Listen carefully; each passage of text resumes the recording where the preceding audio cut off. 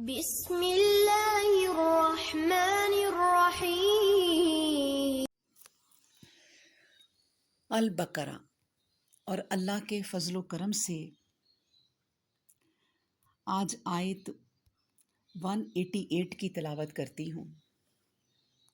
اعوذ باللہ من الشیطان الرجیم، بسم اللہ الرحمن الرحیم۔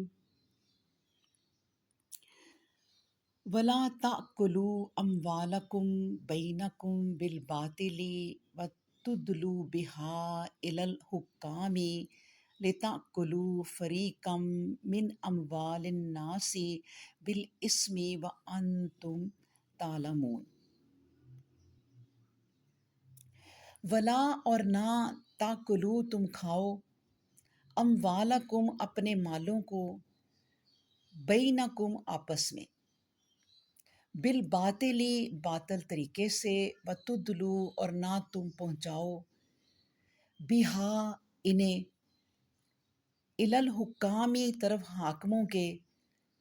لتاکلو تاکہ تم کھاؤ، فریقاً ایک حصہ، من اموالی مالوں میں سے، الناسی لوگوں کے، بالاسمی ساتھ گناہ کے، وانتم اور حالانکہ تم، تعلمون تم جانتے ہو۔ تو فرمایا جا رہا ہے کہ اور ایسا نہ ہو کہ آپس میں ایک دوسرے کا مال ناجائز طریقے سے کھاؤ، اور نہ ایسا ہو کہ مال و دولت کو حاکموں کے دلوں تک پہنچنے کا ذریعہ بناؤ، تاکہ دوسروں کے مالوں کا کوئی حصہ ناحق حاصل کر لو، اور یہ تم جانتے ہو۔ اللہ اکبر۔ دیکھیں، اس آیت کا ایک مفہوم تو یہ ہے کہ حاکموں کو رشوت دے کر ناجائز فائدے اٹھانے کی کوشش نہ کرو، اور دوسرا مفہوم یہ ہے کہ جب تم خود جانتے ہو کہ مال دوسرے شخص کا ہے، تو محض اس لیے کہ اس کے پاس اپنی ملکیت کا کوئی ثبوت نہیں ہے، یا اس بنا پر کہ کسی اینچ پیچھ سے تم اس کو کھا سکتے ہو، اس کا مقدمہ عدالت میں نہ لے جاؤ۔ ہو سکتا ہے کہ حاکم عدالت روداد دے مقدمہ کے لحاظ سے وہ مال تم کو دلوا دے، مگر حاکم کا ایسا فیصلہ دراصل غلط بنائی ہوئی روداد سے، کہانیوں سے دھوکہ کھا جانے کا نتیجہ ہوگا۔ اس لیے عدالت سے اس کی ملکیت کا حق حاصل کر لینے کے باوجود حقیقت میں تم اس کے جائز مالک نہ بن جاؤ گے۔ عند اللہ وہ تمہارے لیے حرام ہی رہے گا۔ حدیث میں آتا ہے، نبی کریم صلی اللہ علیہ وآلہ وسلم نے فرمایا، انما انا بشر وانتم تختصمون۔ آگے تک یہ حدیث ہے جس کا مطلب ہے، یعنی میں بہرحال ایک انسان ہی تو ہوں، ہو سکتا ہے کہ تم ایک مقدمہ میرے پاس لاؤ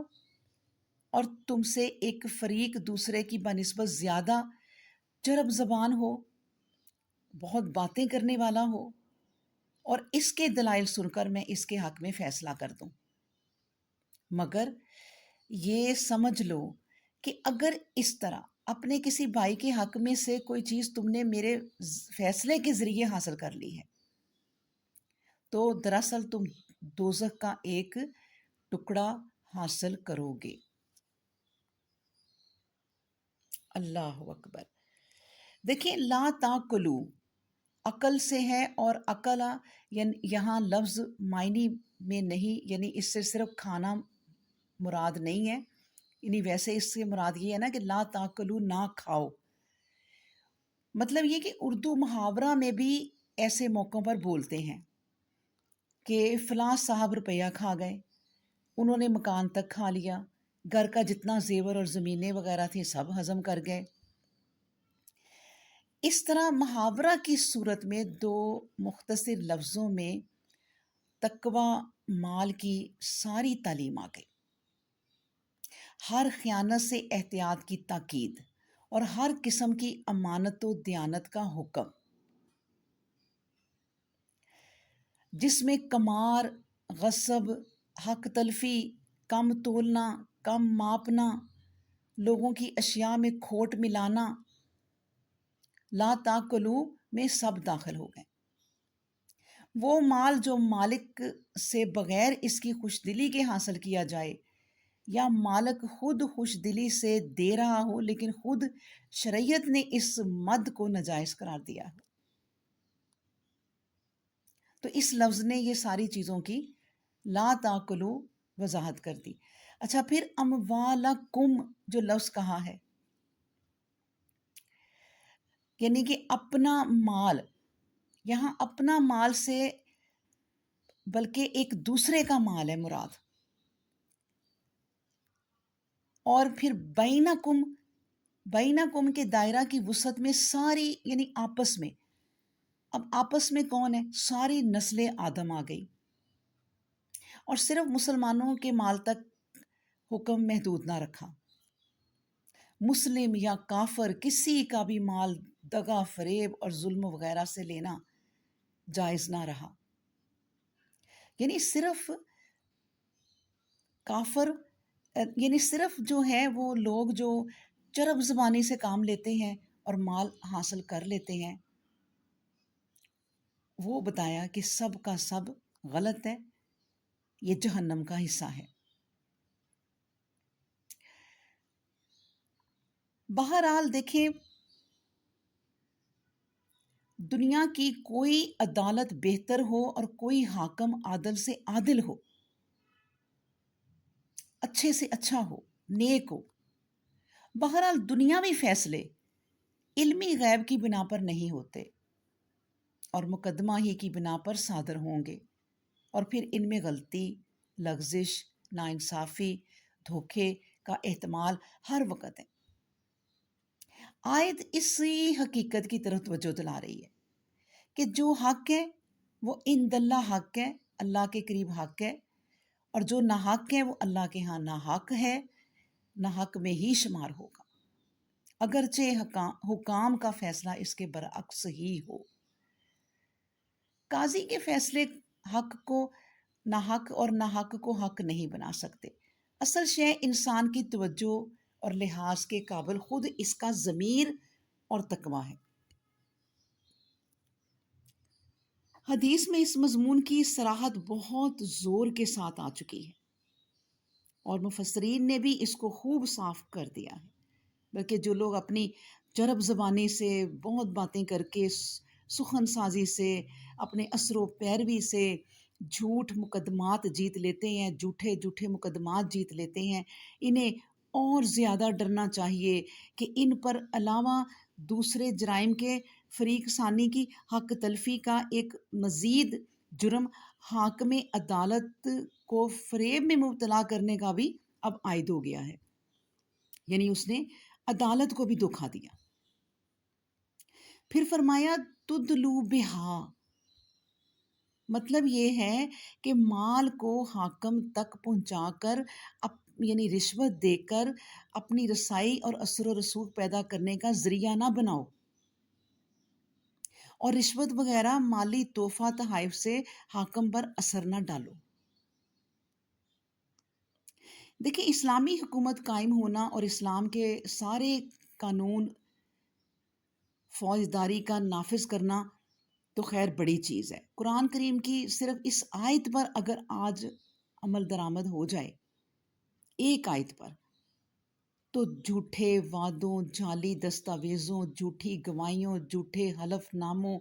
اہلکاروں اور عہدہ داروں کی رشوتوں کے ساتھ ساتھ اعلیٰ حکام کی خدمات میں نذرانوں اور شاندار دعوتوں کا وجود کہیں باقی نہ رہے اگر اس ایک آیت پر عمل کر لیں۔ پھر اللہ نے فرمایا بالاسمی، یعنی کہ گناہ، ہر قسم کی معصیتیں جو عدالتی کارروائیوں اور انتظامی معاملات کے سلسلہ میں کام میں لائی جاتی ہیں، اس کے تحت آ جاتی ہیں۔ فریقن کے معنی اس جگہ پارٹی یا گروہ کے نہیں بلکہ حصہ یا جزو کے معنی ہے، یعنی مال کا ایک حصہ ایک حصہ اس کے بعد اس کے سلسلے میں ام سلمہ رضی اللہ تعالیٰ عنہ کہتی ہیں کہ ایک مرتبہ نبی کریم صلی اللہ علیہ وآلہ وسلم نے اپنے حجرہ کے دروازے کے قریب لوگوں کو جھگڑتے ہوئے سنا، تو آپ صلی اللہ علیہ وآلہ وسلم باہر تشریف لے گئے اور فرمایا میرے پاس مقدمہ آتا ہے،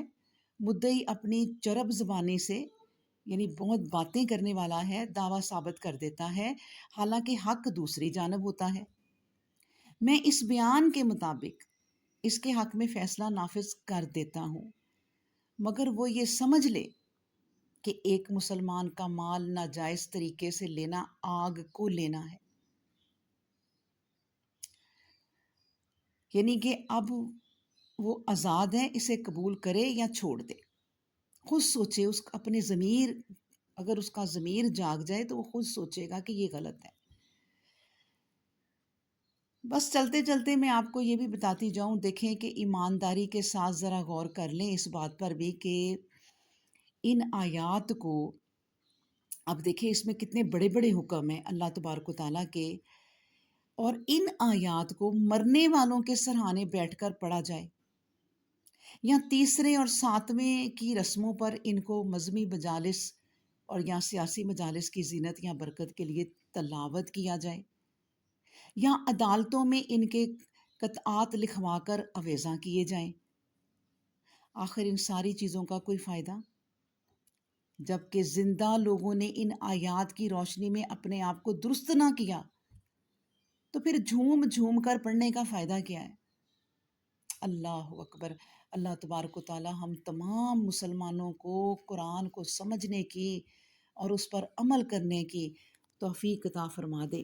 اور اسی سے پھر ہماری ان عملوں سے ہی ہم